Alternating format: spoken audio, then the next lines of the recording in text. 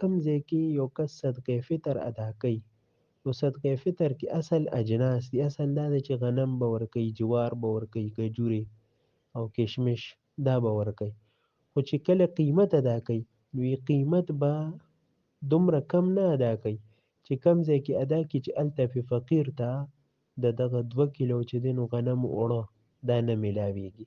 ځکه چې اصل خو جنس دی، نو چې ته یو قیمت ادا کړې او دومره لږ ادا کړې چې هلته پې 2 کیلو غنمو اوړه نه کېږي، نو د دې مطلب دا دی چې تا صدقې فطر نه کم ادا کړه.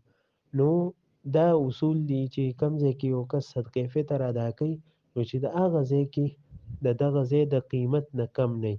که یو کس یې بار ادا کوي، نو هغه به د هغه ځای حساب سره ادا کوي.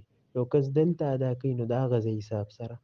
البته دویمه خبره پکې دا یاد ساتئ چې کم ځای کې ادا کوونکي موجود وي، نو دا ټولو فتاوو دا لیکلي چې بهتره دا ده چې هغه دې د خپل ځای حساب ولګوي.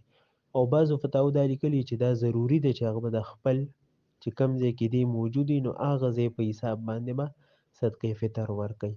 نو د دې دواړو خبرو نه حاصل دا راووته چې کله یو کس په بار ملک کې موجود وي او بچي یې دلته وي، ښځه، بچي یا نور داسې رشته دار، نو دې به چې دی نو خپل صدقې فطر د دې د بار په حساب باندې ادا کړي.